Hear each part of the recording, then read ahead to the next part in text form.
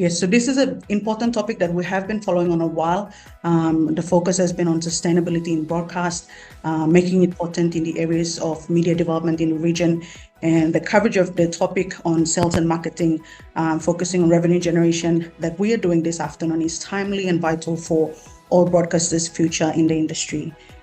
We recognize that while free-to-air broadcasters are airing content that is not paid for by the audience, the production and the operation costs still have to be covered at some point by the broadcasters. And we've witnessed so much shift in broadcast and production market value due to a number of factors: audience shifting to different platforms, advertisers following the shift, and the demand for traditional broadcast is now entirely dependent on accessibility and preference. So in the lineup this afternoon, we have an array of expertise and professionals who will be covering various facets and areas of the topic itself. It's a vast topic.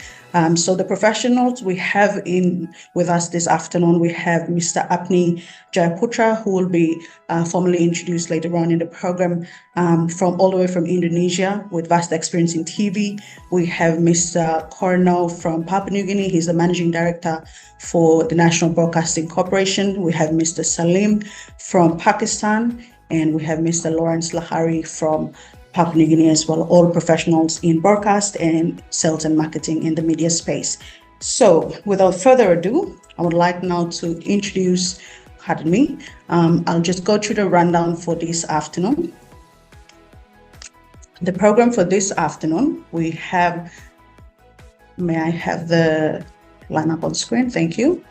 The program for this afternoon, unfortunately, Ms. Philomena won't be able to join us. She sends her best wishes and regards. So this afternoon, we have the lineup of speakers. We have Mr. Apni Jaya, who will be presenting on the comparative analysis of broadcast and its revenue streams.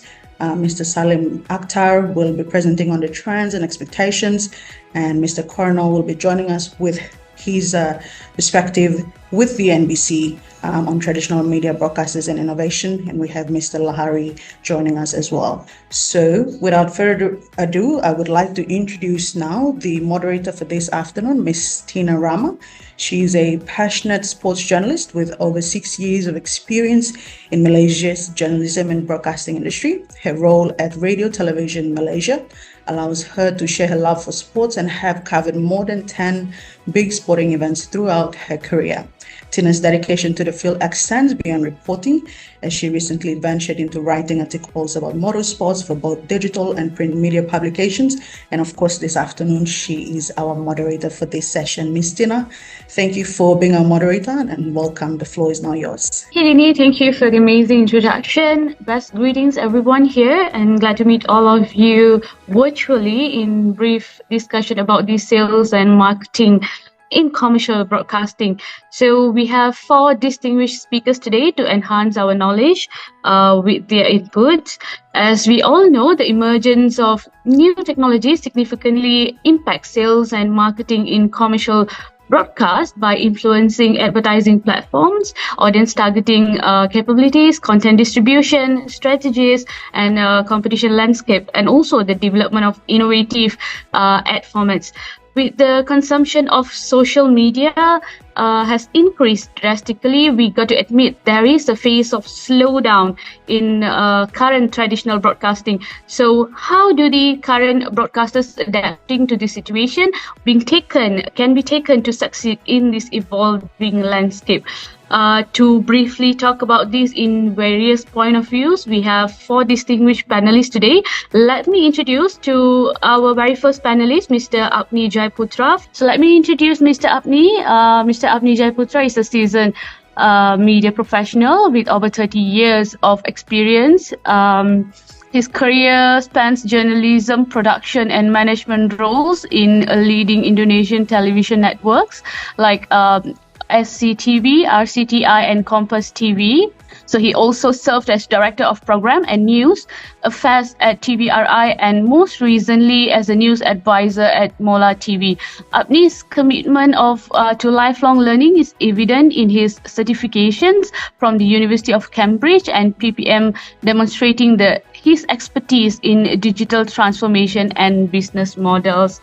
So before handing over to Mr. Apni, dear participants, please drop any comments or suggestions you have for any speaker in the comment section, and we will try our best to cover in our Q&A section.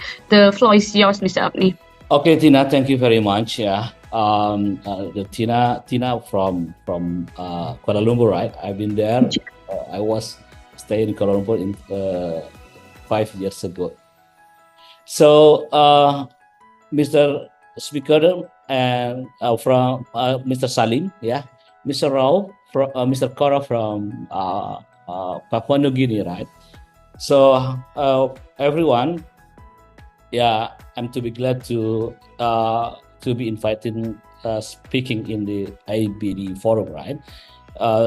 Our material right now is about how the Indonesian all the Indonesian broadcaster right now survive in the struggling of all the media company in Indonesia. For the first time, our presentation. I want to introduce to you all about the overviewing about all the Indonesian milestones in broadcasting. We start in 1968 in TVRI as a public TV, and then 25 later in 1989 we are in the first private TV in Indonesia. We call RCTI. And then you can imagine after about 30 years, Indonesia is now low broadcasting, lawless. Then we introduce and implement Broadcasting Act, Broadcasting Law in 2002. After the Broadcasting Act, we launched local TV and network TV in 2004. Indonesia have 3 models of television: public TV, private, and local. I think the airing of the broadcasting is very huge here. There are 800 license for TV in Indonesia. So we entered in analog switch off in 2022. We got ASO that Indonesia, the regrouping or the TV, in only 20 nationwide TV and 88 local TV.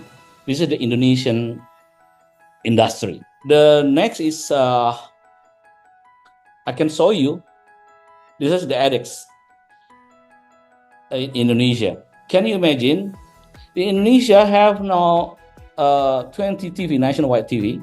So only for business group television in Indonesia control 86% the market share. The biggest one is MNC, 34%. Number 2 is MTech. Number 3 is VIPA. And the last one is Trans. And the other 10 TV station only control remaining 14%. So that means is one TV can get share on 3 and 1% only in industry. This is the problem of the Indonesia, because the capital, the FTA control only for business group. So, and the TV industry is very, if I add the local TV, so only certain TV station control the business. Next, I show you the markets figure in Indonesia. The yellow one is percentage of the television ADEX media market. Can you see this is the tend to decrease, right? The yellow one. And then in the account of the market in 2024, approximately is 1 billion US dollar. So how the shifting of the media market figures going to the blue one, which is media industry. Media industry still increase. It's no problem in Indonesia, but the shifting is only television, newspaper minus, radio. There's no advertising radio, addiction radio. Every media is struggle. The media budget going to increase of the digital. There's TV industry entering slowdown pace. Average growth more or less 4% per year starting in 2024. The internet contribute to the industry continues to grow and starting to show growth gradually entering 5. This is the figures. The blue sky one. Based on contribution to the TV market, it is projected to make the contribution 31% of total media added by 2024. And this number decreases every year, yeah, in the yellow one. This is our situation right now, our market right now.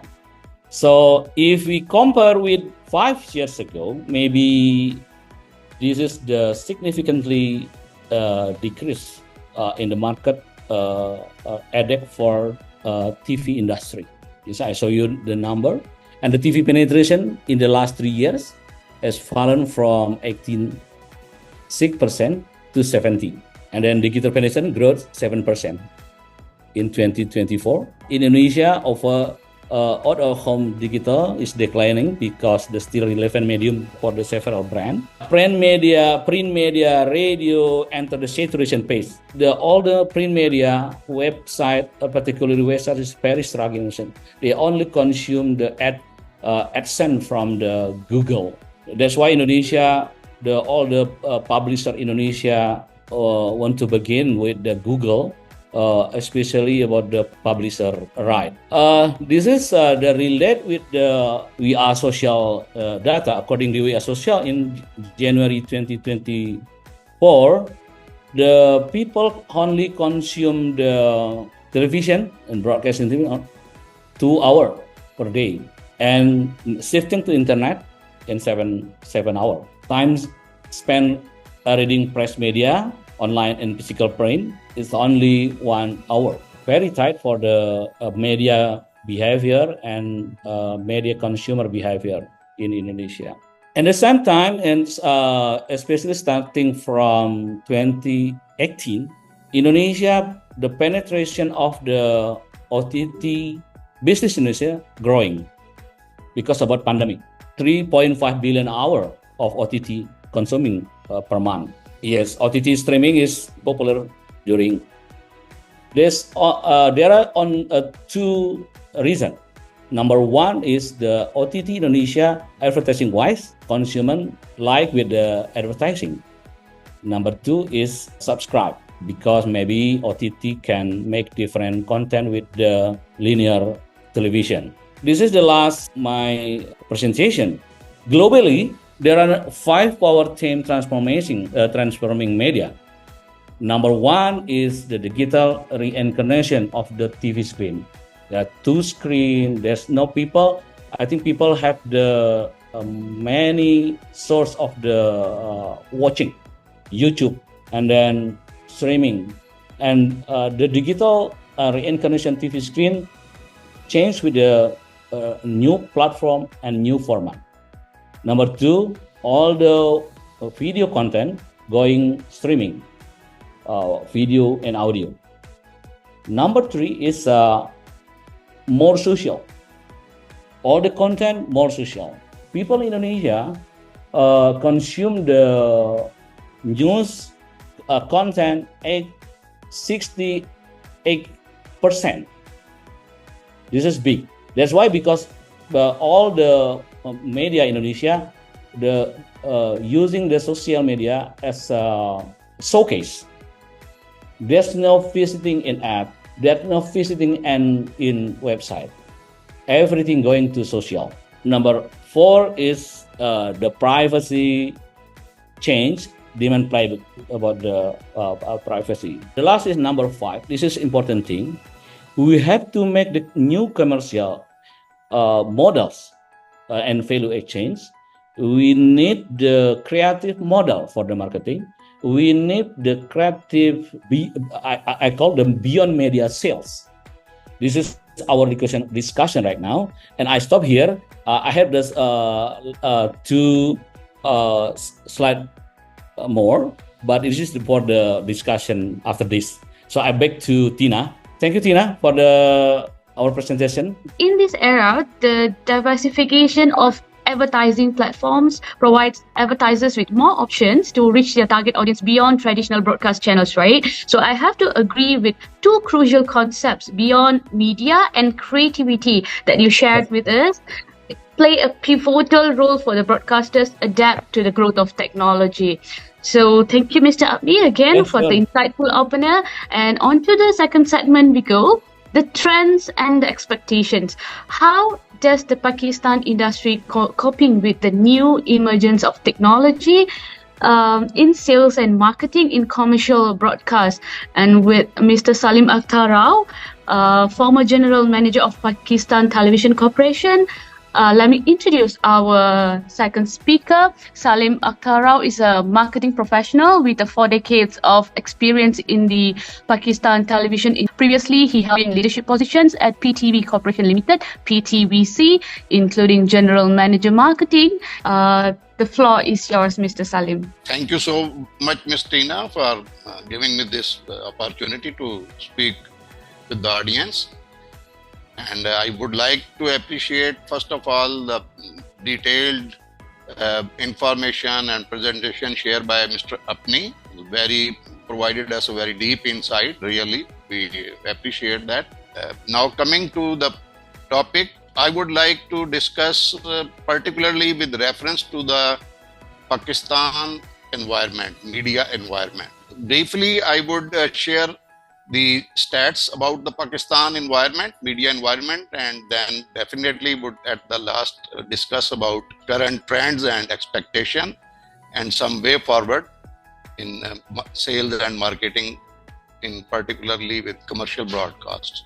Population characteristics of Pakistan, it is comprises of 242 million, 4.7 million between early 2010 and the start of the 24, increased by 4.7 million. And the composition is 49% is female and 50% is male. So almost equal population of in gender. 38% of the population lives in urban centers, while 61.8% lives in rural areas. So again, it is not totally concentric in metro cities. The rural areas carry the major chunk of the population. See the details of the population characteristics.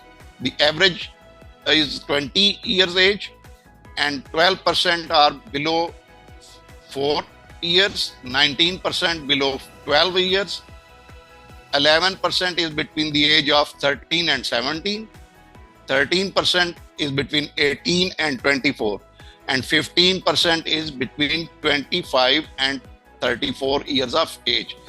If you see the major chunk of the population, which is almost about 35% of the total population, that comprises the age between 13 to 34.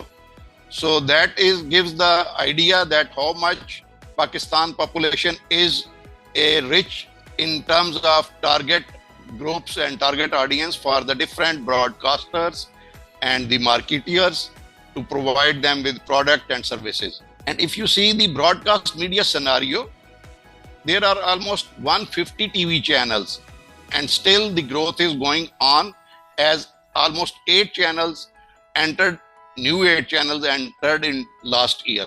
100 million young and adult people watching 120 minutes every day, still 2 hours daily people are watching TV sets, despite the major share has grabbed by the digital media, the social media, but still TV is taking a reasonable time from the viewers. The viewers' behavior is in Pakistan, they love to watch TV channels, FM radio and other social media, they are very much growing in Pakistan. But with regard to OTT and IPT, still they have not taken the reasonable growth in Pakistan. Only 6 to 10 OTT, strong organizations, they are providing OTT platforms managed by the YouTube, the PTCL, subsidiary of Etisalat of UAE. Neatel is a Pakistani-based company. Tamasha is a telecom company platform. The same way Stars Play is a telecom company platform, Shok and Daraz. These are the popular OTT platforms in Pakistan. Almost everywhere, the cable operators take 70 to 80%. They cover the population through their digital technology. They provide the television services, and further the digital out of home. Digital out of home is again a growing area in Pakistan, as the people love to move around and roam around in the urban areas. So OTT is a focus of advertisers to utilize there as a option. Please next. Social media user stats are very interesting in Pakistan. YouTube users are 71 million. TikTok is at the number 2, 54 million. WhatsApp, 52 million. Facebook, 44 million. Instagram, 17 million. And the Twitter, now X, is a little bit toward declining, 4 million users, and 150,000 users dropped out just because in Pakistan there are some political disturbances, and so many times they have blocked the X and Twitter due to some political reasons. So that's why its popularity is not as much as the other social media in Pakistan. Mobile and internet user stats are also very interesting. Mobile phones, 187 million are mobile phone users, and smartphone users are 73 million. That means 31% of the total population. This indicates that there is still huge gap. Because of that, the smartphones are a little bit expensive, and the per capita income of Pakistani's population is not as high, and economic conditions are not good due to inflationary effect, which are prevailing for the last 3-4 years. So that's the reason that smartphone users number is not increasing at a fast pace. Internet users are 111 million, increased by 24 million last year. Internet penetration is 45% of the total population. Again, it shows that the infrastructure of internet and broadband is not as good as compared to the neighboring countries, and there is still huge room for the broadband services and data services in Pakistan. So Pakistan as a digital landscape is still behind from the other regional areas and the countries. Ad spend facts and figures are again very encouraging in Pakistan, because last year 81.9 billion were spent in advertisement industry, as compared to the previous year 2021-22, 81. So almost it increased by a few percent increase. There was observed a few percent increase. Television ad spend is at the number 1. TV is still the hero of taking the share of advertising. It is almost 50% share. Main advertisers are the international brands and international multinational companies like Unilever, P&G, and Coca-Cola, Pepsi, blah, blah. Digital in Pakistan, it is second largest and fastest growing medium. The second major share of advertising is being consumed on the digital platforms. YouTube, Facebook, internet, Twitter, Instagram. So it indicates that in Pakistan, social media is growing at the fastest rate, and whereas the television and the newspaper and FM radio, they are slowly and gradually losing their audiences, viewership, which is the social media is like the other countries, it is very much growing. And the users in Pakistan, they love to spend their leisure time because they have no much literacy rate is still below the 50%. So they are not well much engaged in doing other activities. They waste their time on social media, viewing reels, viewing audio, using all the social medias and viewing videos and contents on the social media.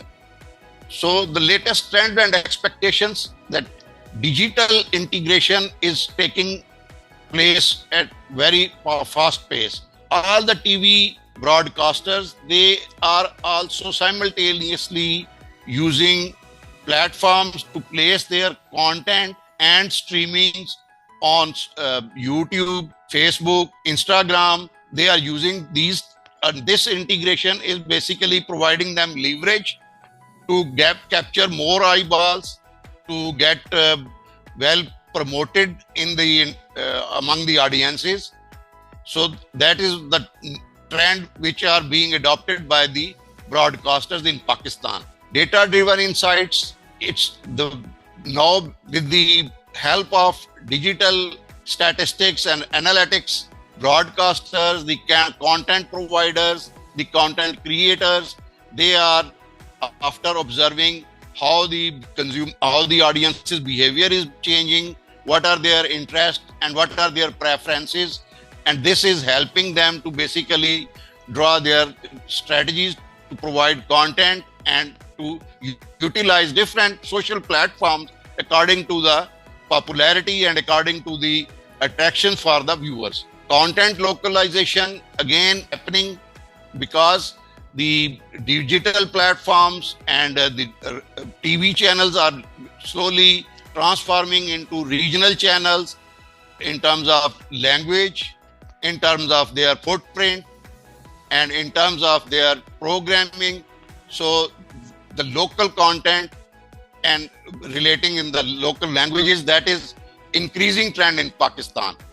Brand partnerships and sponsorships, advertisers and the broadcasters jointly making joint initiatives so that they can innovate, so that they can engage and involve more audiences, and they can have good exposure and influence by using the joint efforts by the advertisers and by the content creators.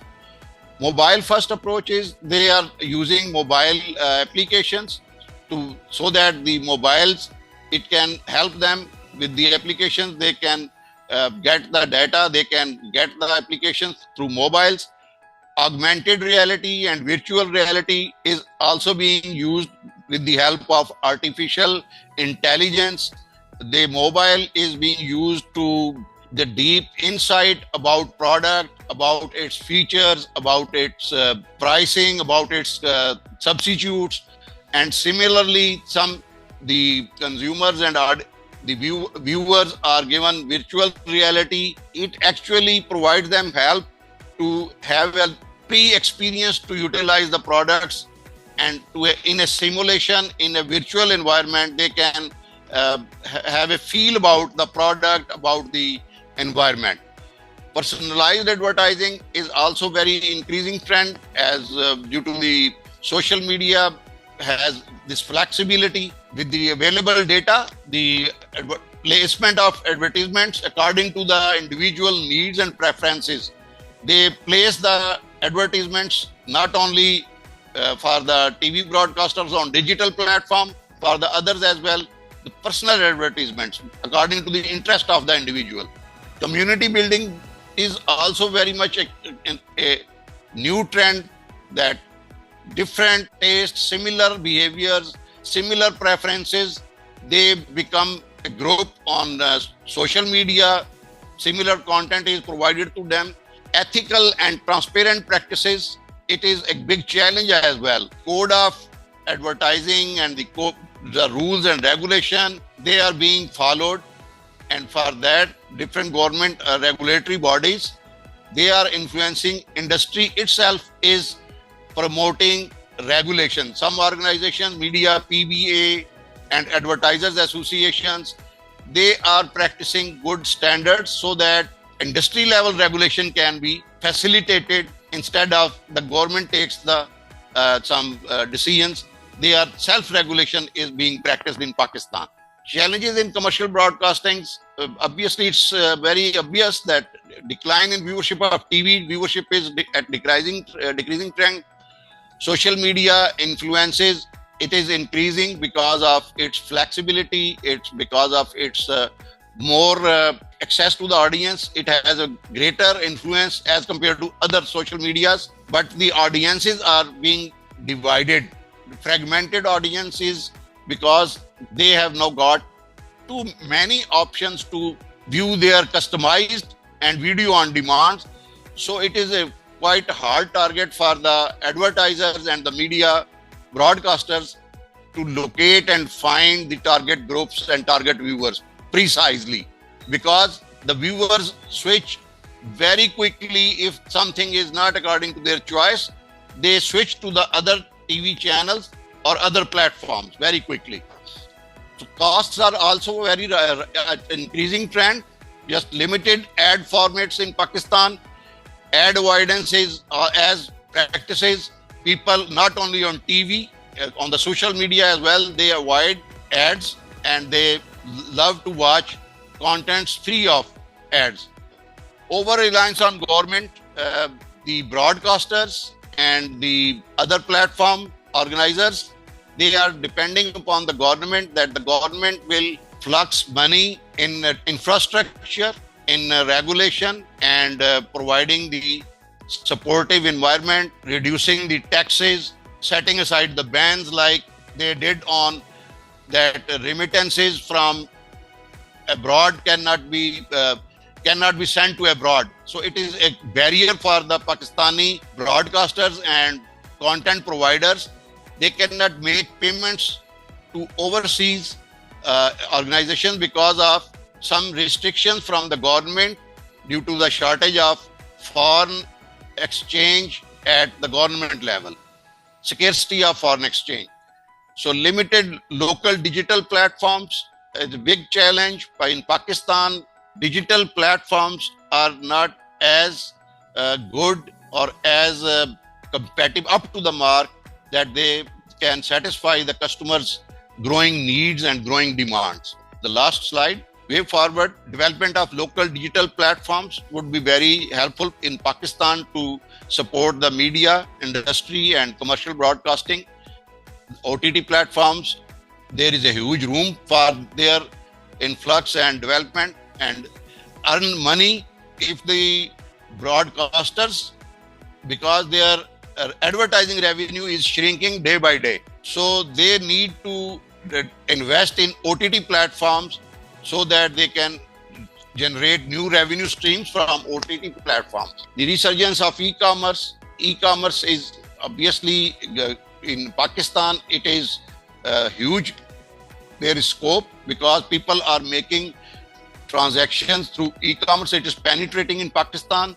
So it is also a good opportunity for Pakistan. If e-commerce grows, the advertising would be definitely increased. The trend on influencers, that's actually in Pakistan now the content is being created by individuals instead of organization. The big organization, the TV industry, is not spending too much in generating new content, innovative content, just because of financial constraints. So, the piece of the cake is being taken by the individual content creators. For them, it is low cost. They are creating contents which is very simple format and pumping that content into the social media platforms and taking greater share from the TV broadcasters. So it is a big challenge, and influencers are also being utilized by the advertisers. The advertisers now are putting budgets to utilize influencers instead of formal and conventional advertising. They are hiring influencers to promote and for publicity of their brands and products. Changing demographics is also very quickly, not only in terms of migration, but the age. Every year, the youth is entering into the new age groups due to the population growth rate is high in Pakistan. It's the same way the role of artificial intelligence is very important in Pakistan. Role of data and analytics, that is will helpful. Importance of first party data.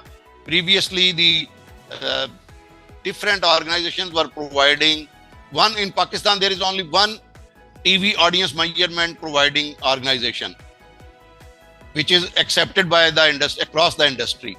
Now that was being hired by as a third party, but now with the help of digital and IPTV research data, they are very helpful for the first-hand data is available for the broadcasters to see that how consumers are responding to their content, consumers are responding to their programs, and how they are giving their feedback. Immediate feedback is available, open feedback is available. So that is very much helpful for the organizations to incorporate that insight for further planning.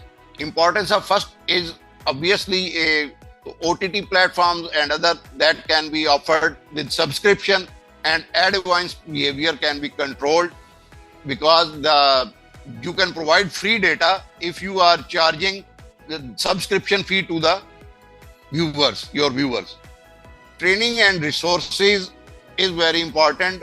In Pakistan, the difficulty is because of mostly the marketers and the media professionals even do not have familiar with the digital advertising and digital placement and digital data gathering.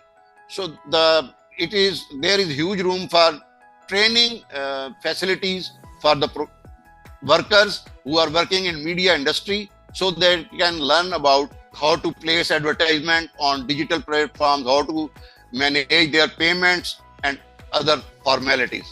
Thank you so very much. Thank you, Mr. Saleem.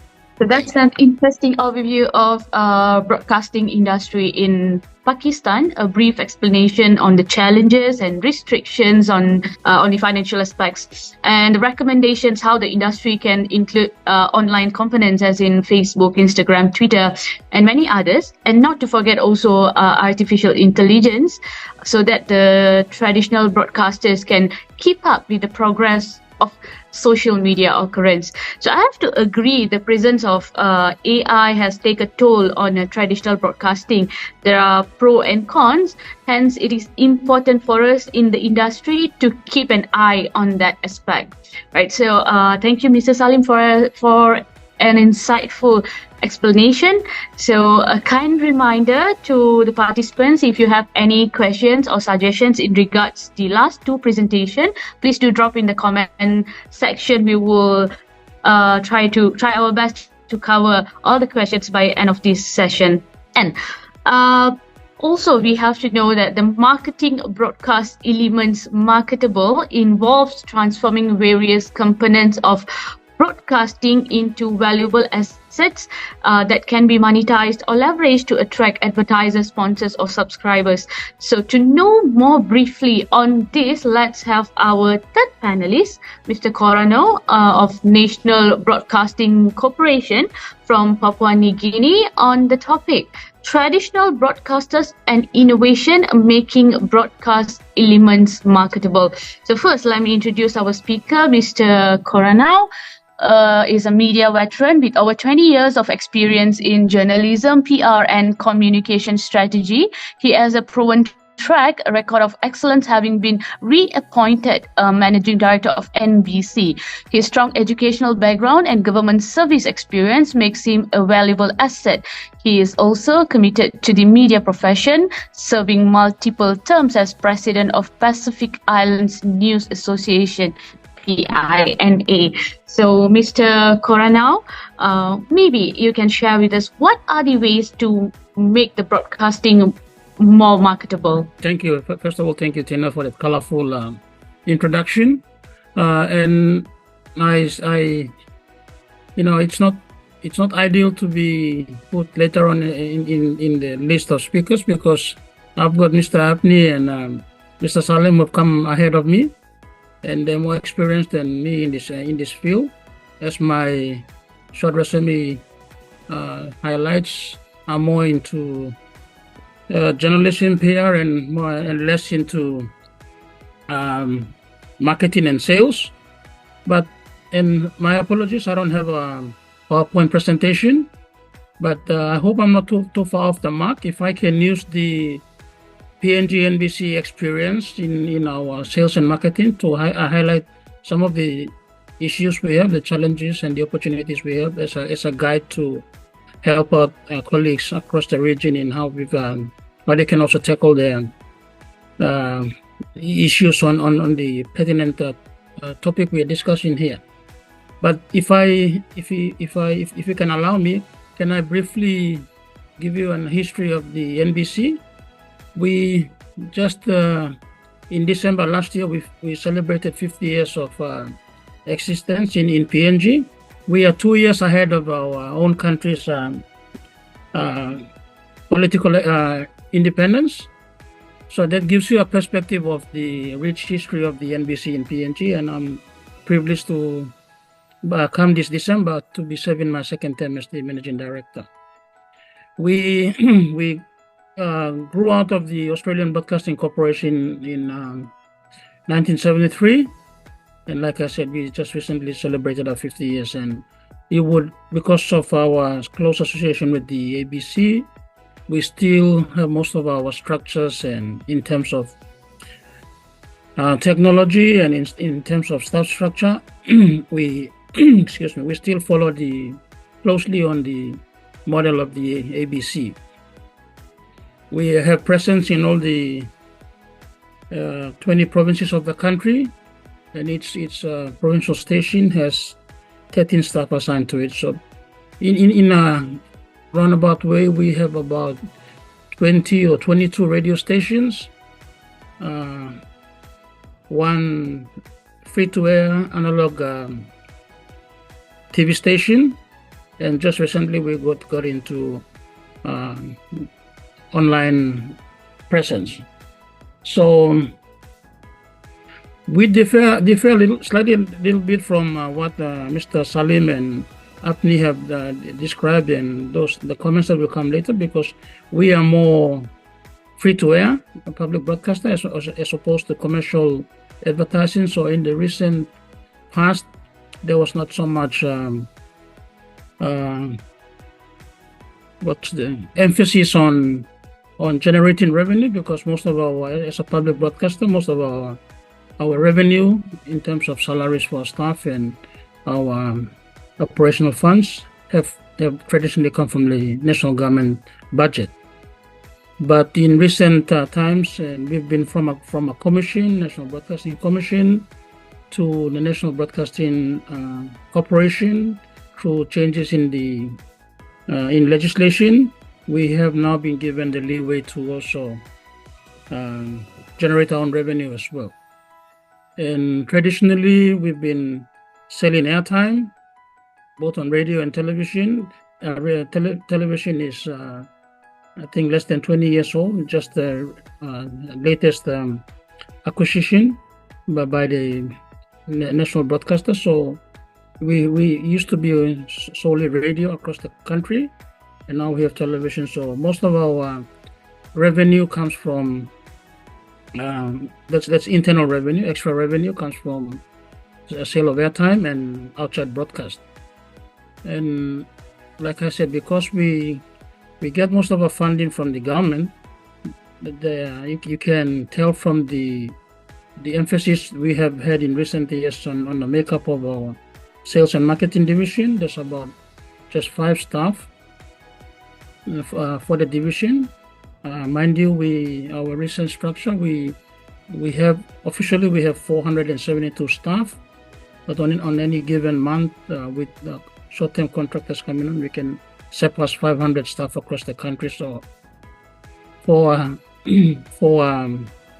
regional broadcaster to be that big, and we only have a sales and marketing division of about 5 staff, and we're trying to change that through restructure of the whole organization and beef up that one, the sales and marketing division.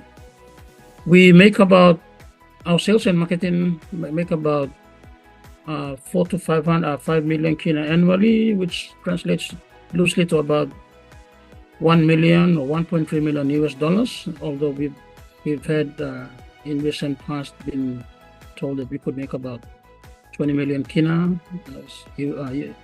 converting to about US 5 million kina, $5 million per annum. So what I'm saying is there's not so much emphasis a few years back on this important side of things, because we also are mindful that we're not like a commercial media, as most of the I've been very keenly following Mr. Apni and Saleem's some of the points in the presentation. I've been following that, and we pretty much could be in an envious position until a few years ago, where our mandate is a public broadcaster, so the emphasis on commercial media wouldn't be too much of our goal, because of obvious reasons that we not be a propaganda machine, but we so much focus on development news and content. So that pretty much is what our content is, and pretty much where our emphasis is on in terms of sales and marketing. But because everybody, even from a standpoint where we get our funding, mostly guaranteed funding from government and on an annual basis to the budget, while it's guaranteed, naturally governments focus shifts, or governments priorities are such towards health and education, the usual important sectors. So we've been given more leeway to generate our own revenue. So we also have to diversify from the traditional standpoints of generating internal revenue in terms of just the airtime and OB considerations. So we diversify, and we've been trying to improve a lot on our online presence so that we can monetize that as well, but still a long way to go in that regard, I must admit. We also try to engage a bit more with the audiences, both in terms of public service commitments and responsibilities, but also to make our relevant, make our content more relevant, so that we can attract a lot more diversified clientele as well. But having said that, we also need to manage the cost that we have in terms of how much we can put into our sales and marketing, research as well, and how we can get value for money. And we also are mindful that the longer we stay as traditional media, we'll get left behind. So we're mindful of the changes in technology, and also we are currently implementing a major project. That's our analog to digital television migration. So that also brings into the fray a lot more considerations in terms. We will start off with 16 TV channels. So we need to consider the acquisition of more content, and most of you are experienced enough to know that content doesn't come free or cheap. So from a one analog TV station to now 16 come July this year.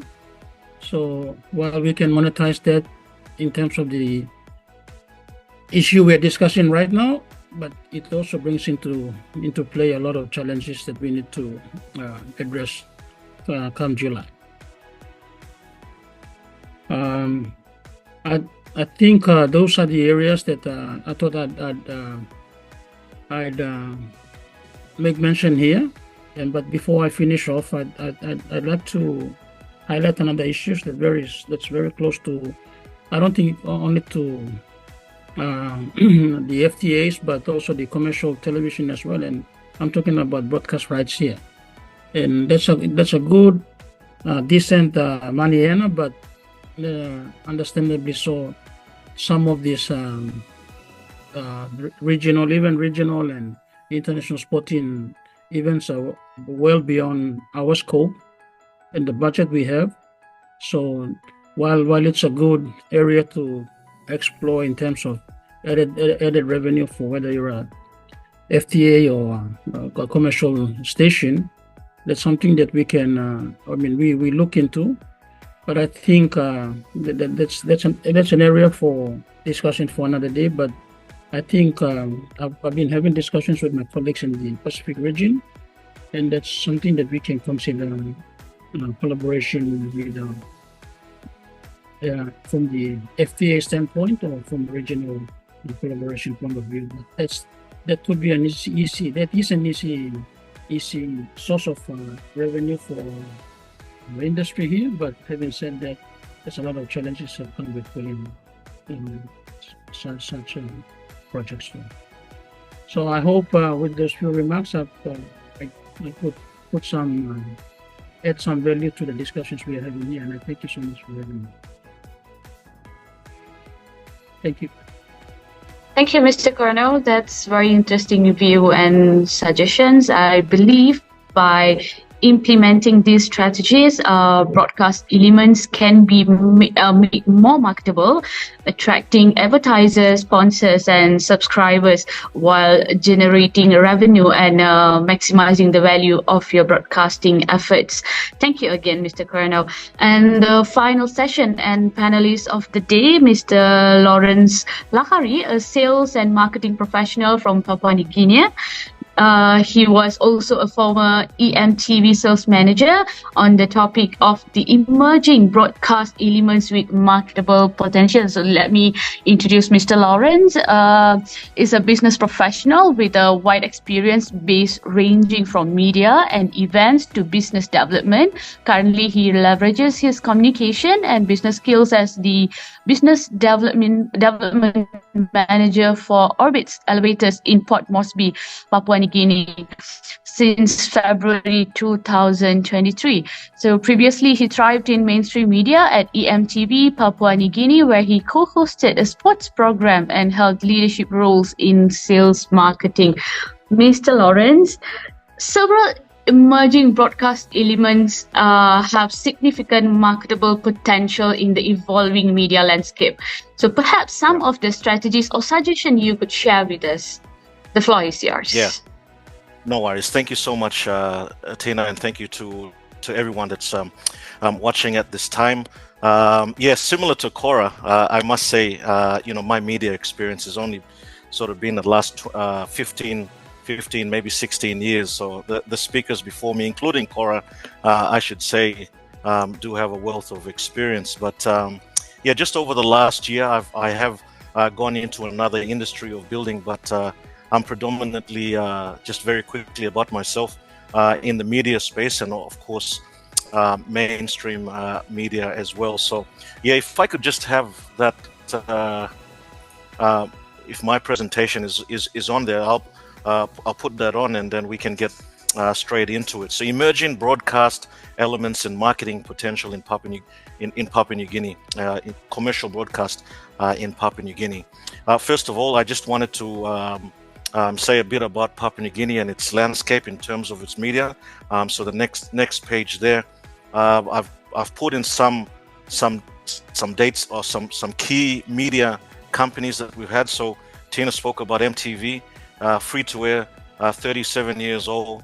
NBC, which Kora spoke about, just turned 50. Yes, they are a bit older than our country's independence.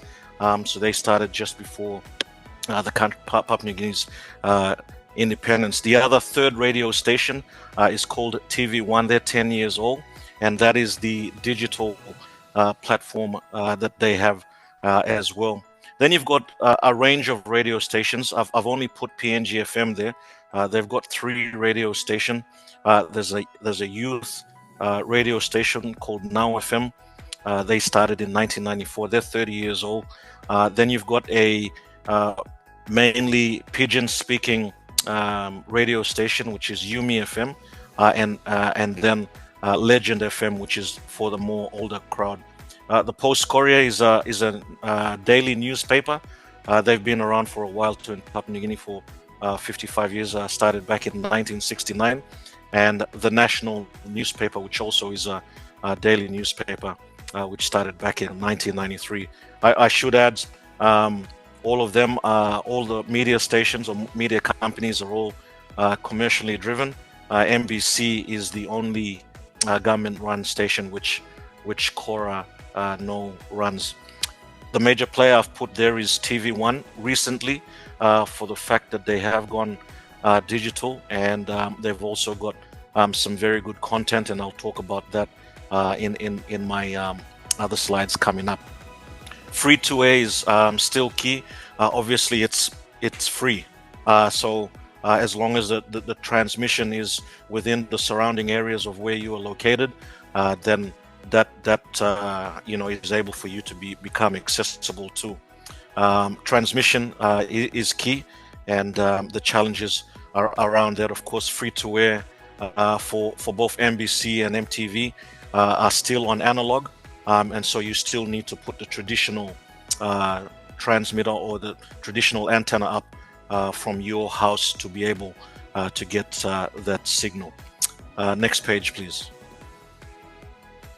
Emerging broadcast elements. Obviously, the shift to digital after the introduction of mobile phones. Of course, the next thing for TV1, which is owned by the mobile phone company Digicel, this became a lot more accessible, but of course, it came with the catch of ensuring that you had credit to top up in order to get your TV channel. So I guess this, in a way, is a challenge for the digital space. Of course, the high definition content from analog into digital. So that poses the challenges, obviously, for MTV and also for NBC. And of course, just their interaction elements plays a massive part. The fact that broadcast goes live and you're able to reply back when that live feed is on instantly, that provides massive feedback for our listeners, or even for the viewers. Thank you. Next page. All right, so the marketing potential in commercial broadcast, the power of television and of course free to air, which I came from in MTV, is key, and that was something as a sales and marketing manager at the time we pushed, and also of course we pushed the fact that we had transmission towers right throughout Papua New Guinea. But of course, like I said, the digital space has really taken PNG by storm. The reach and influence of television ads is key. I think the other main thing, I think also my previous speakers spoke about, was the fact that speaking in the local dialects. So in Papua New Guinea, English, and then we've got what's called Pidgin, and then the third sort of language that we sort of recognize in the national parliament is Motu, which is mostly spoken on the coastlines of Papua New Guinea. In the Pacific, we are great storytellers, and so trying to be able to get your messages across in storytelling is something that's also key as well. The instant data and analytics, of course, traditionally we'd hire a media survey company to go out and do a survey. In the digital space, by a flick of your fingers, you can be able to get those analytics, and so that's used as well with the numbers in terms of the reach. How many likes, how many followers, how many subscribers. That's all key to ensuring that you're getting that commercial value. And then the last one I wanted to speak about was examples of good campaigns, and I think I just wanted to make it general. in the fact that nationalistic campaigns were always significant. We are PNG, or companies that showed that they were related to the fact that we were here from the beginning. This is us, and getting that emotional sort of connection with the viewers or the listeners. Yes, sales strategy in commercial broadcast. I was going to put a whole heap of notes here, but as I've had a lot of experience with this, of course, in any company, you have monthly targets that you have to meet, and sales teams had individual sales staff had their individual targets, and as a commercial based media station, you'd have your revenue that's of course a bit more than your expenses of the month, and so it was the directive from the powers that be, that the sales team would drive revenue for the company, and of course airtime or whatever ads we'd put on TV or on radio would translate to dollars for the company, and so the most listened to or the most viewed programs would obviously get the higher reach or the higher value for it. For example, on TV, your news, the 6 p.m. bulletin would be your best bet of making your most revenue, and so that 30-second advert would cost 1,000 kina or 2,000 kina for the ad space within the news bulletin. The first break of that ad space of the 6 p.m. bulletin, you could even tier that up as tier 1, being because everyone would sort of watch the start of the bulletin and then slowly sort of go into the local news and then in the international, and then you'd have your locally made content related programs, and I think that's on the next slide there, where we just made sure that for MTV's case, which I was there, locally produced content was something that was driven to ensure that you had local content and not picking up free-to-air programs from everywhere else, or like we say, the Western influence or the Asian influence that would come in. So if you just on the next slide there, I think what I'll say, yes, so just the future trends for free-to-air TV stations, NBC and MTV, definitely it's a must that they go digital, and of course the simulcast on social media. I know NBC, MTV, and of course TV1 do simulcasts of their 6 p.m. news, the bulletin, and so you'll see instantly the reach and frequency there. And we can already see in Papua New Guinea a lot of the two newspaper dailies going on digital as well. So a lot of their stories, of course, for newspaper, you break the day after, but they would have a clipping there in their social page, just a brief story, and for more details, by the Post Courier or by the National tomorrow. So definitely digital is the way to go, and it's a challenge for our free-to-air TV stations to get there. I think it's the last slide that I have there. So I've spoken about the massive challenges for free-to-air because content is key, as we all know. So for example, Kora spoke about broadcasting rights there, and free-to-air. The rugby league, which is massive here in Papua New Guinea, used to be free-to-air, and we believe as a free-to-air television station, we made rugby league king because it was free, and so now that it's got a product now, everyone wants to buy it, It's with a pay TV that now generates money for the media. The other one was live broadcast, so a lot more of that.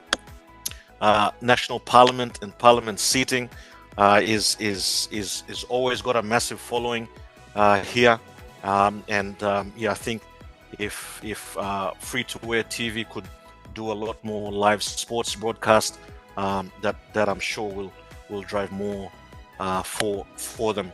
But yeah, digital age is here, and so we must adjust. That's my presentation for today. I hope I was able to have some insight into what happens here in Papua New Guinea. Thank you. All right, thank you, Mr. Lawrence.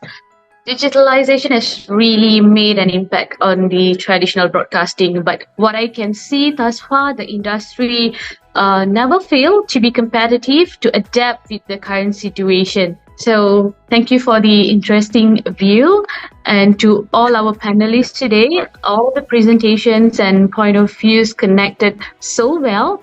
So overall, the effectiveness of these emerging broadcast elements depends on factors such as audience preferences, content relevance, platform integration, and marketing strategy. So when executed thoughtfully and strategically, these elements can be powerful tools for engaging audiences, driving brand awareness, and generating revenue in the competitive media landscape. So today we had Mr. Apni Putra Jaya, Mr. Saleem Akhtar Rao, Mr. Kora Nou, and Mr. Lawrence Howard Lahari. Thank you for all the insights and all the informations. So, the participants, you can now drop the questions or comments, any suggestions on the comment section. And now we are opening the floor for the Q&A. So, we have collected several questions from the participants. If any participants have any additional inputs or comments, please feel free to speak. So the first question will be to Mr. Apni. This is regarding the privacy demand. So one of the participants is asking, is it restricting revenue stream, a source of income? How is that managed? This is to Mr. Apni. Yeah, I want to continue for the old question about the ads in Indonesia. So this is interesting in Pakistan and PNG, according to Lawrence and Mr. Saleem. The advertising for the television industry is still key in two countries, but different in Indonesia. In Indonesia, if we compare with the 5 and 10 years ago, we'll time it 20 minutes. The advertising for the television is very huge, 70%. Right now, only 30%. So decline, I think, about the 50%. If we compare 5 and 10 years ago. So where the advertising gone? Is going to shifting with the digital, because the growth of digital platform like internet, social media, mobile, 70%. So mobile phone density in Indonesia, 120%. The mobile phone. That means every people in Indonesia, there are 2 mobile phones, and 19% is smart. So that's why the growing of the digital is very fast in Indonesia. This is the comparative of the two countries in Indonesia. The infrastructure, the internet infrastructure, and the Indonesia have the island country. That's why we penetrate the internet through the satellite and through the fiber optic. There are 2 fiber optic link in Indonesia Garuda 1 and Garuda 2 in Indonesia. Indonesia is very huge. The beach in Indonesia, the same with the Iran and London. So the infrastructure of we have to build the infrastructure, the internet, because internet is very key, very important for the penetration of all the content with the mobile. I agree with them with Mr. Saleem. The influencer in Indonesia is right now is important than media. So what? Because the problem is the digital idiom is people only trust with numbers in digital. People didn't trust with the media. It's only numbers. That's why the influencer get numbers. Talking about numbers, the media, the brand going to the influencer.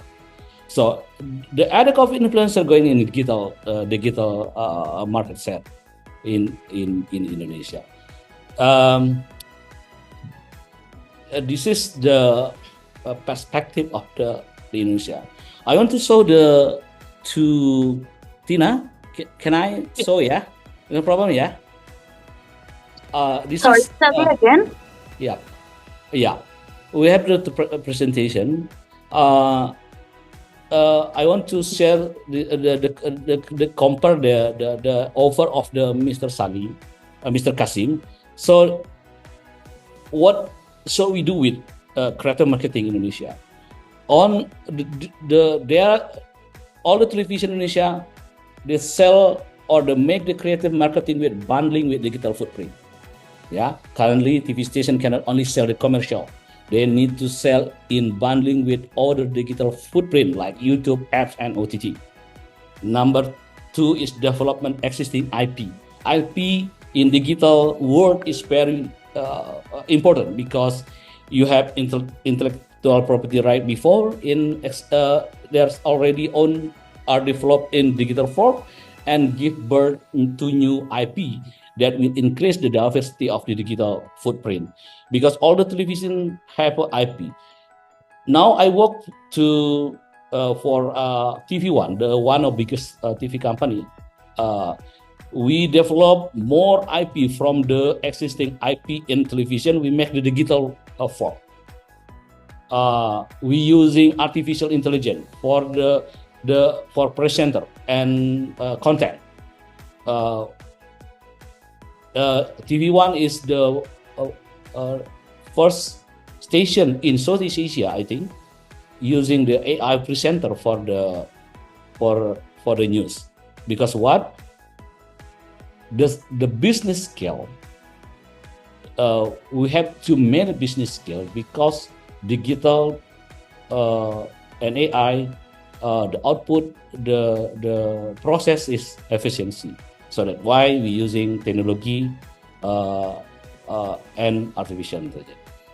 Number 3 is archive development. TV stations have footage in the form of trailer and the program that can be sold to create new program for the third party. So there are a lot of content creators in Indonesia. They need content. They need archive. So this is the opportunity for the TV station sell the archive. This on archive. The next, I call this is the strategies is beyond media. Maybe different term with Mr. Kasim, but this is the same treatment. You have to brand activation, even organism. All the TV station have the unit of or department to manage even organism, to manage brand activation. Touching on the beyond the media strategies, we have another question to Mr. Saleem Yes. in regards of mobile approach. So, Mr. Saleem, on your presentation just now that you have mentioned demonstrating the shift in audience to multiple platform in presentation. So the participant is asking, please explain more the mobile first approach in advertising? This is to Mr. Saleem. Thank you, Mr. Apni. Yeah. Thank you, Tina. Actually, the mobile applications and softwares are being developed through which the live streaming is offered on mobile handsets.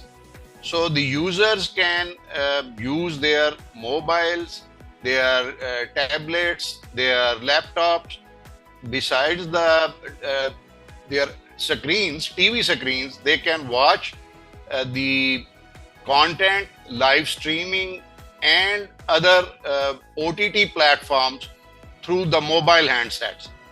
So that's how the advertisers and the broadcasters both are interested to develop first-hand applications which can be provided on Play Store, on the websites of the television content providers, from where the users can download that applications, that software on their handset, and can enjoy the TV content, the television broadcast, wherever they are, whether they are roaming, whether they are on the go, in their cars, driving, enjoying some picnic on a remote place. So they can use mobile. So this is what the mobile is at first. Hope my point is clear. All right. There is another question. Thank you, Mr. Saleem, the answer. So there is another question on your presentations as well. TV stations do simultaneous broadcast releases on TV and then on streaming platforms or socials. How does this affect actual TV viewership? Seeing that the point is to attract viewership to TV screens rather than on streaming platforms where content is readily switchable. Is TV dying a slow death, trying to keep up with OTT, or should TV tough it out for the long haul and streamline their operations? Any speaker could answer this. Actually, the digital penetration is obviously on a very faster pace. Yes. Individuals are slowly, gradually using telephones, mobile handsets for so many purposes. So this handset has become in their hand. It has become a tool to connect, not only to talk with their near dears. It has become a tool for the education purpose, for their business purpose, for their television viewing purpose, and for doing so many other hobbies like creating contents. They are using it as a camera. They are using it as their data storage. So now instead of TV watching, that behavior is changing very abruptly. Previously, if I talk with particular reference to the Pakistan, the families used to sit in the TV lounge and together watch TV. So for that, at that time, for the broadcasters, it was so damn easy to offer one content, one program which can cater the needs of the whole family, cross segments of the population, from the children to the senior age people. Now the viewers, the customers need very tailor-made, their own demands and customized contents, so that the programming mix cannot be offered just through the one satellite channel, TV channels. So how the TV channels are now transforming to sustain and to capture their audiences and to capture their viewership share, voice share in the industry. They are now gradually transforming their transmission, their streaming through using their other social platforms, for which the viewers, the end users are using mobile sets. So this is the phenomena.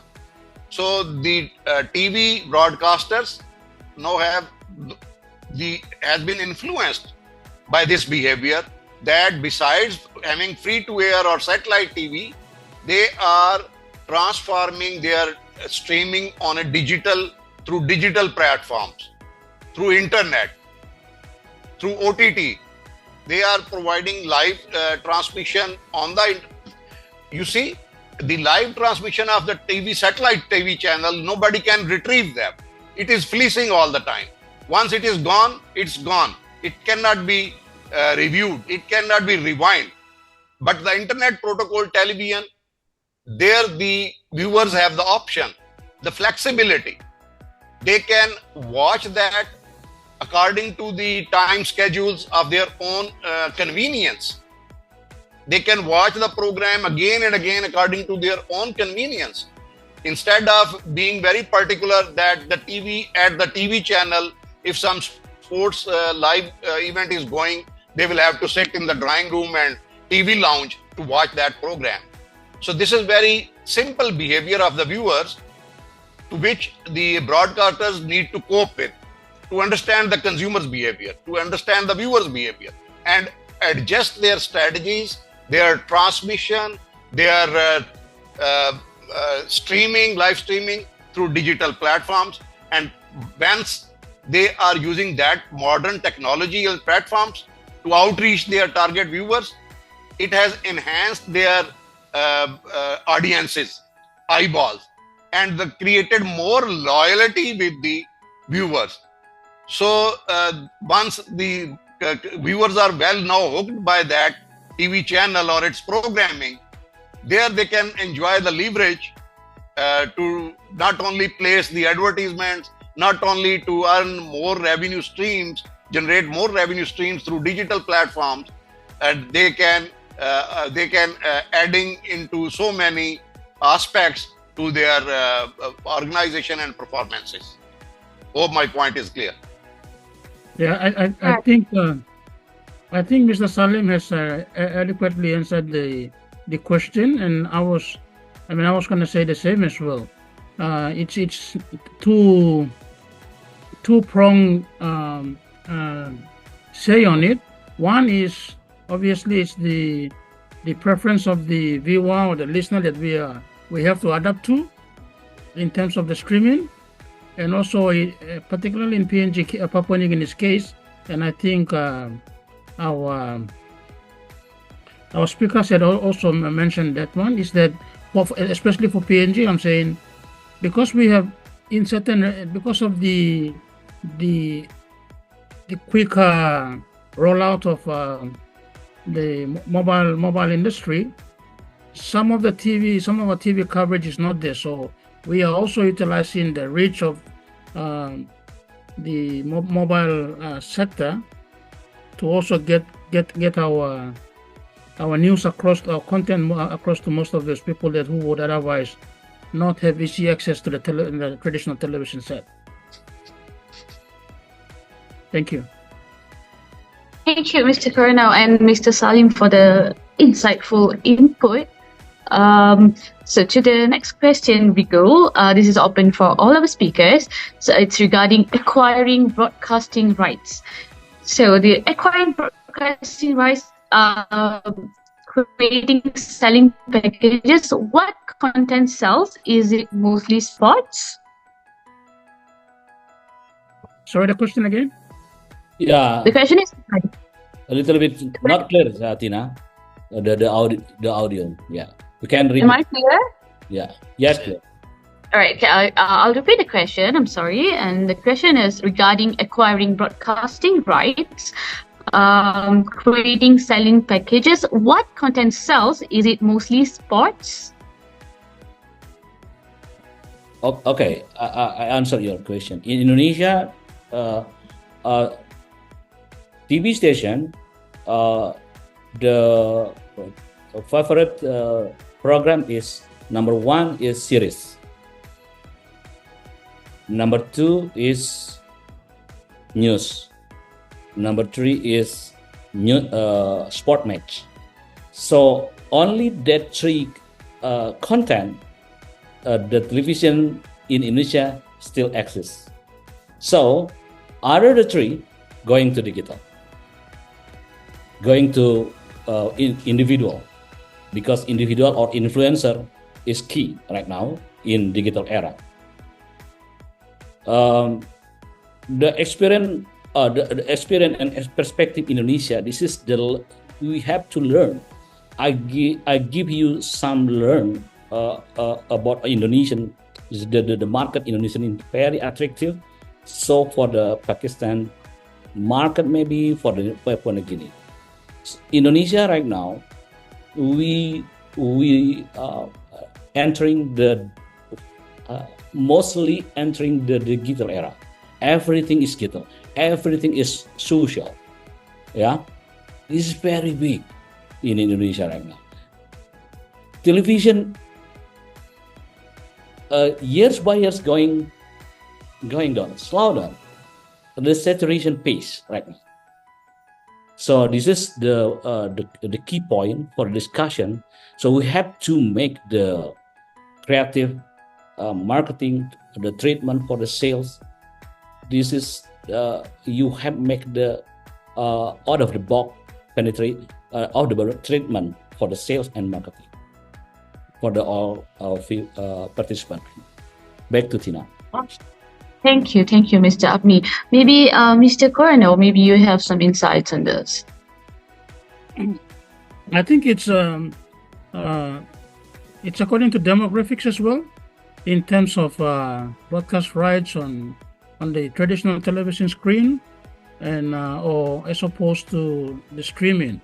I mean, the PNG experience, I see the younger generation would like naturally just to go onto the smartphones and watch the streaming of the NRL. Like Lawrence said, it's massive in Papua New Guinea or in the Pacific as well. So that the younger generation would to talk about broadcast rights, it's mostly sports, and in our region, it's the NRL, the National Rugby League of Australia, and the younger generation go on to streaming very quickly. They subscribe to it, whereas the older generation just are still much into television as well. So depending on the demographics, it still is how they would love to watch the sports. But to answer some of the question as well, ours is mostly sports, and then going into mini-series and all that kind of stuff. But sports, yes. All right, Mr. Kora Nou, still touching on the selling packages, is there heavy censorship on some content that have selling potential? Sorry? Is there heavy censorship on some content that have selling potential? Not that I'm aware of, but we just general guide on the cultural and our really religious consideration, but I haven't come across any issue that would have had the potential or could threaten any acquisition of content that not only television but radio stations and those into online are pursuing. I haven't come across any practical experience examples, but no, I don't think so. All right, thank you, Mr. Kora Nou. So there is another question, and this is to Sorry to interrupt, Ms. Tina. I would yes, Mr. Saleem. Yes. Just 1 minute. Sure. I would like to add with reference to the copyrights of the content, particularly with reference to Pakistan. It is really a big issue because getting the copyrights and getting the content or idea registered with some authorities, the government organization, is quite complex and time consuming. And particularly the broadcasters and who are creating content or in doing program productions, they are actually sacrificing a huge amount of revenues because of the infringement of the copyrights. Their content is used more than the others illegally on different platforms without getting the rights from the actual owner of the product or the broadcast. So, but with the with the invent of digital media and other platforms, social media platforms, somehow they have got the relief in Pakistan, because once the content is placed on the digital platforms, they naturally get the copyrights, because it becomes registered on that platform on the same date and time. And after that, the others, if use that content, so that they can make sue, and they can hit that to restrict that usage by the illegal users. And the second point is, in Pakistan, again, the censorship, due to the censorship restrictions and policies, there are so many contents which have the marketing potential, but they are not allowed to be placed and used or marketed in Pakistan. Like so many huge content is generated in our neighbor countries, but because of some we have not good relationship, or we do not trade with them, so that content is not allowed to be used by the broadcasters, despite that is very cheaply available, very on low prices available, but that cannot be used to televise or telecast and earn money, because that is restrictions due to some censor policy and other restrictions. Thank you for allowing me. Thank you. All right. Thank you, Mr. Saleem. That was a nice point. Before we wrapping up the session for today, I have one last question from our participant.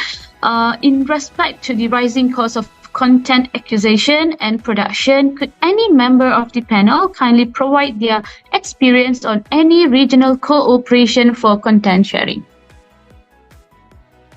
I'll start.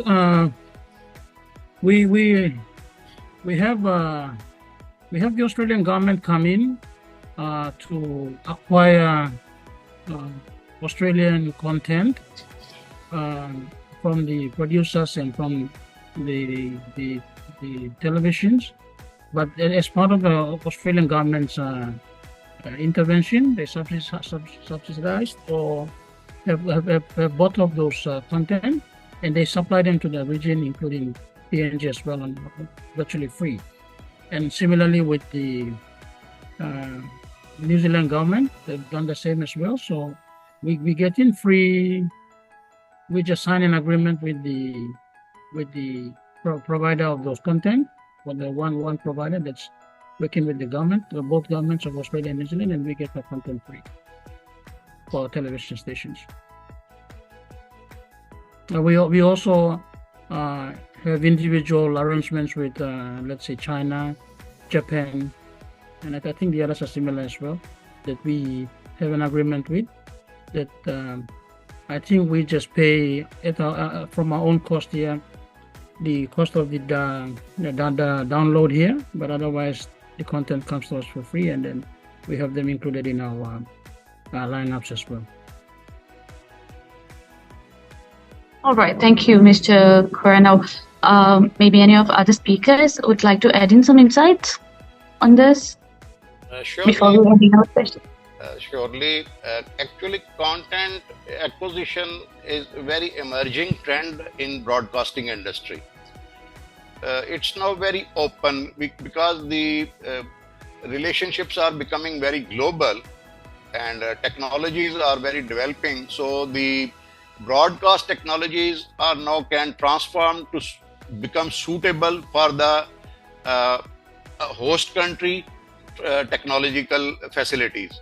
Like if the Indonesia is creating content on some old conventional, and the other country is on modern, that can be facilitated by transforming that to suit that technology. So content acquisition is the focus of broadcasters owners now. But in Pakistan, the Pakistan organization and private channels, they are getting content from China, from Turkey, from other Korea, and by translating that in and using the subtitling on the contents, now that content is being offered to their own population. So to basically fill the transmissions and to fill the OTT needs, because OTT platforms, huge content, there is huge demand for the content, and that cannot be created easily by the OTT platforms organizers. So they are pursuing this policy to get the contents from other content producers, whether they are from any corner of the world. So even the government, Pakistan government, they are there is a department I know in Pakistan Television Organization which exchange contents on a barter arrangement without paying or without involving the finances, cash. They exchange contents. They give their own content to the country which is sharing that content. So content acquisition is a great focus nowadays. Thank you. All right. Thank you. Thank you, Mr. Saleem. It was a great and wonderful session on sales and marketing in commercial broadcasting. And we had 4 distinguished panels, and I would like to thank them. We had Mr. Apni Putra Jaya from Indonesia, Mr. Saleem Akhtar Rao from Pakistan, and Mr. Kora Nou from Papua New Guinea. And we also had Mr. Lawrence Howard Lahari from Papua New Guinea as well. Thank you, everyone. I hope this session will be helpful to all the traditional broadcasters out there, including myself. And now I would like to hand this over to Miss Dini. Thank you, Miss Dina, for being on moderation duties this afternoon. Miss Philo is here with us now this afternoon, so I will hand it over to her now for her take on this and her closing remarks. Miss Philo. Thank you, Dini, and thank you to everyone who's attending. I was following this conversation and looking at familiar faces here, Kora Nou and Mr. Saleem and also Mr. Apni Jaya Putra. I think we've met sometime. And the lady from Fiji, I think she's left, but great takeaways today on how sales and marketing is so important in commercial broadcast. But I think this is not just important in commercial broadcast, but also for public service broadcasters. Because I come from a public service broadcaster who also, looks for funds and looks for commercial aspect of marketing and so forth. And I think this is important because it ensures the sustainability of media organizations. So I think that's the key word here. So we need to be sustainable. And one of the biggest challenges for all media bodies is the essence of being relevant, continuing to be relevant. And Kora, I think you brought up some really interesting points, as did Mr. Apni and also Mr. Saleem. And thank you for the questions. And I hope that we can do more of this. Could not join you guys earlier because we were having a few other meetings. But definitely this is a sustainability of traditional media is so important. But having said that, it's also important to look at putting our medias on multi-platforms. And today that actually gives you an access to generate more income because you can easily see your views and so forth, when you actually put it on social media platforms. So we really need to look at how we can leverage on many platforms as possible so that traditional media continues to be relevant and continues to grow robustly. So once again, thank you to my colleague, Ms. Dini, for undertaking this topic, a very challenging one, and to all you gentlemen who actually shared some really valuable input. So thank you. And so we call it a day. Did we have a photograph, Dini? Yes. Yeah? Right. Okay. Thank you. Have a nice weekend. And it's a long weekend in Malaysia. We'll catch up with you. Thank you. Thank you. All right, thank you so much, Ms. much. Philomena. Ms. Philomena is the Secretariat Director for the Asia Pacific Institute for Broadcasting Development. That is us. So, last part of our program, we will be taking pictures now. May I ask Ms. Philomena and all our speakers and moderator to be on screen for the first shot and the next one with all the participants. Thank you, Vishnu, for joining from Nepal. Seeing colleagues from Nepal and India and Pakistan. Thank you, Ms. Thank you so much for coming on board. Nice to see you all here. Yeah, nice to see everybody too. Thank you. All cameras on, big smiles. Okay. All right, all pictures taken. Thank you so much to you all for joining. This has been a very insightful session, a very productive 2 hours this afternoon hearing from all of you. And also we have so many participants. We have over 50 with us here all throughout the 2 hours from Asia and the Pacific, and some even from Europe as well. So thank you all for joining us this afternoon. And this is where we call it a day.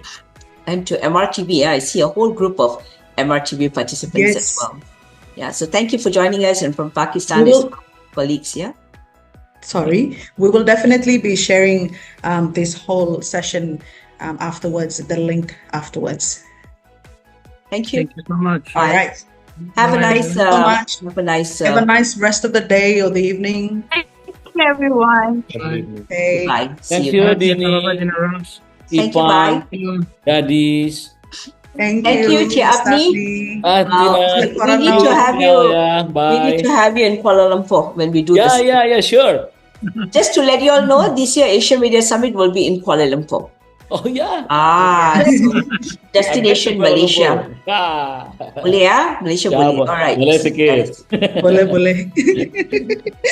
Okay, bye Okay, for now. bye.